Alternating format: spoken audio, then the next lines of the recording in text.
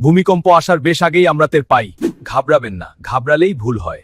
দেনা পাওনা শোধ না করে কেউ শান্তি পায় না ভাই। জীবন ছোট, ভালো হয়ে বাছাই ভালো।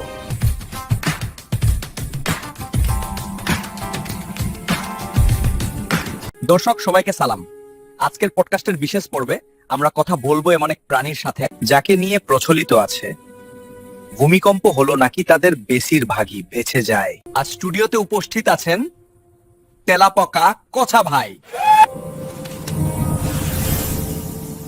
ধন্যবাদ রিয়াজ ভাই। আমার জীবনটা ছোট কিন্তু অভিজ্ঞতা বড়, তাই আর সব খুলে বলবো। কোছা ভাই, মানুষ বলে ভূমিকম্পে সব ভেঙে গেলেও তেলাপোকা নাকি অক্ষত থাকে, সত্যি?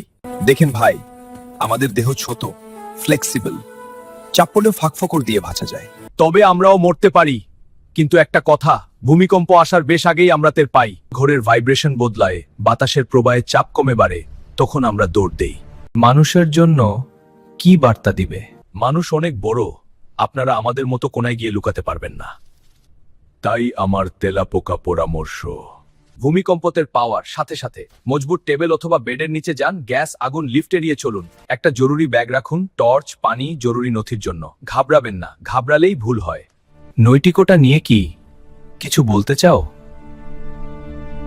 হ্যাঁ ভাই, অনুটোপ্টটার সাথে বলতে চাই, আমরা মানুষের রান্নাঘরে ঢুকে অনেক ক্ষতি করি। যাদের খাবার নষ্ট করেছি ক্ষমা চাই, যাদের ঘুম ভেঙেছে চিৎকার করিয়েছি ক্ষমা চাই। দেনা পাওনার বিষয়, দেনা মানে শুধু টাকা না ভাই, দোষের দেনা। স্বজনের প্রতি অবহেলার দেনা।